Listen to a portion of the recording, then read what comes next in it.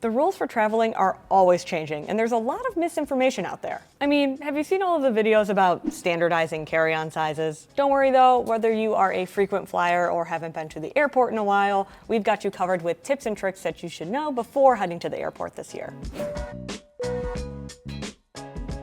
First, check your driver's license or state ID. Go ahead, I'll wait. Does it have some type of gold badge with a star on it like this? If not, it's not compliant with the new Real ID law. That means you can't use it as a valid ID at the airport. As of the middle of last year, the US federal government requires travelers to use a Real ID compliant state identification to fly domestically. It's easy to get when you renew your license or ID. Just provide some of these when you go to renew, and be sure to check your state law and confirm you have the right documents. If you don't have Real ID, your friendly TSA officer will also accept a valid passport. But what if you don't have either of these? Well, you're in luck.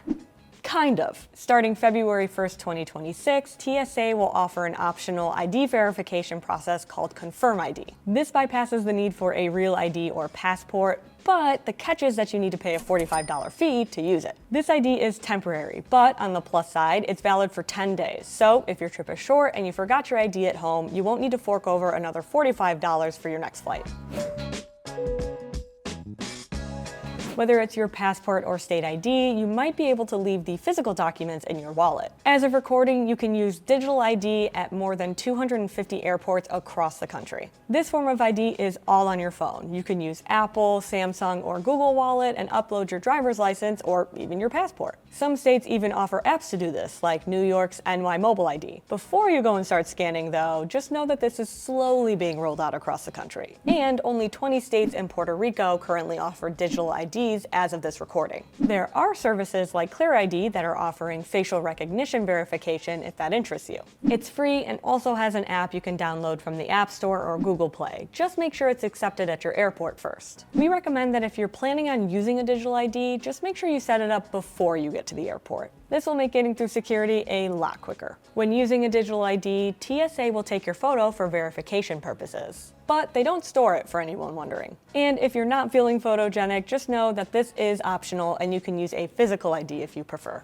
Technological snafus can happen though, as it did for Tom when we were traveling in Chicago. That digital passport just would not scan. Let's not forget, phones die, apps fail, and shoddy connections and glitches will happen. This is why having your physical ID is still a requirement, though as technology continues to improve, this may change in the future. Carrying a good passport wallet helps keep everything together. I like when they have a spot big enough for my global entry card in the RFID sleeve, since I want that protected too. If you don't travel much internationally, you should consider trying out the Mobile Passport Control app, or MPC. It's free and good for people who travel internationally a couple times a year. Before you leave, scan your passport into the app. And up to 4 hours before you land back on US soil, you can submit your photo and answer questions about your arrival, as well as any items you need to declare before getting to an officer. This will speed up the screening process when you get to the front of the line. It's also useful if you're traveling with a group because you can add up to 12 people to one submission. This way you can speak to the officer together instead of one at a time, and you can avoid filling out those pesky customs forms on the plane. MPC is available at about 50 international points of entry, including 35 airports. You can see that list of those at cbp.gov, link in the description below.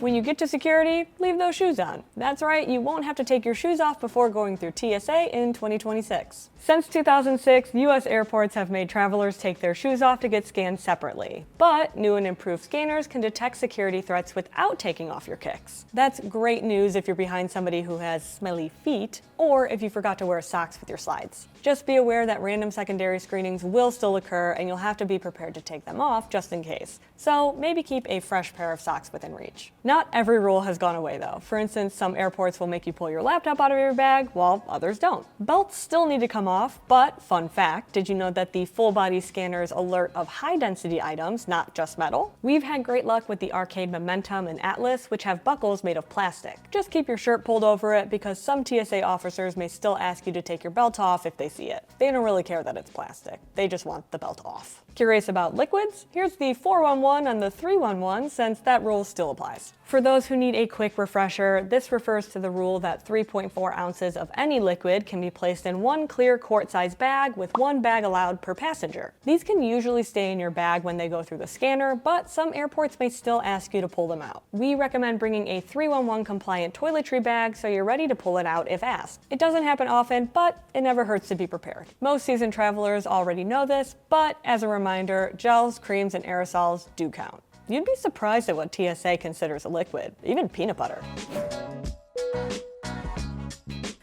If you've been searching for anything travel related, you've probably been confused by headlines and videos like these. New carry-on rules, 22-inch bags banned. They tripped up some of us at first, that's for sure. There's really no truth to those clickbaity titles. As of recording, there have been no policies put in place to standardize the size of your carry-on bag. So, how do you know if yours is okay to bring? Well, it's pretty easy to figure out on your airline's website. When we last checked, American, Delta, and United all still allow 22 by 14 by 9-inch carry-ons, which is the size they've had for years. Spirit is 22 by 18 by 10, which is much wider and a little deeper, and Frontier allows 24 by 16 by 10. So no, there's no carry-on standardization to worry about, for now. Don't let those headlines fool you, but also make sure you're checking the web for any standards that may affect your carry-on or personal item. And maybe measure your bags yourself just to be on the safe side. Wheels and handles will count against you.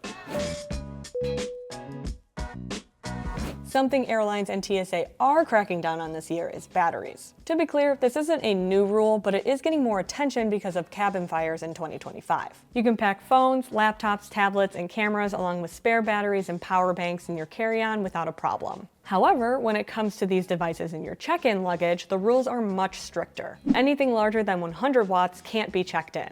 Since TSA can check your luggage, if a device with a battery larger than 100 watts is found, it's likely to be confiscated. It's also important to note that even your carry-on is limited to a certain wattage per device. American, Delta, and United allow for up to 160 watt devices in your carry-on, while Southwest restricts you to 100. Most laptops are under 100, so this shouldn't be much of an issue, but anyone with specialty equipment should know just in case. And remember, spare batteries and power banks should never be checked in with your luggage.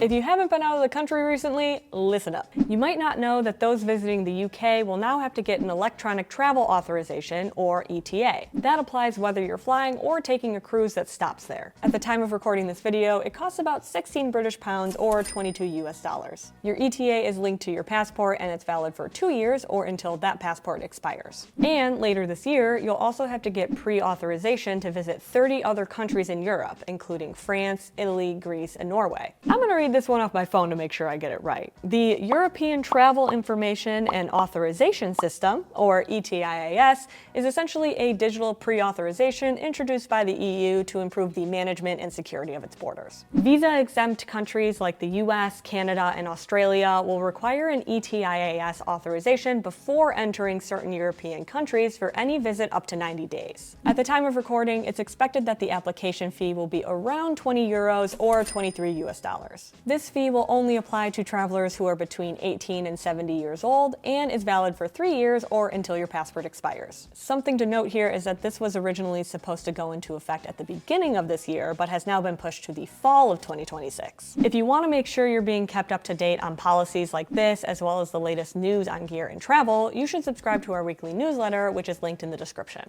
We'll be sure to keep an eye on this as the year progresses, but here's to hoping they just delay it again until next year. We mentioned carry-on dimensions for US travel, but those can be more restrictive if you're flying an international airline. In addition to size restrictions, some Asian and European airlines will also weigh your bag. 7 kilograms is the most common maximum weight for your carry-on. If you're only packing clothing and toiletries in a bag, it's pretty easy to stay under, but it gets harder if you want to bring along a laptop and a tablet.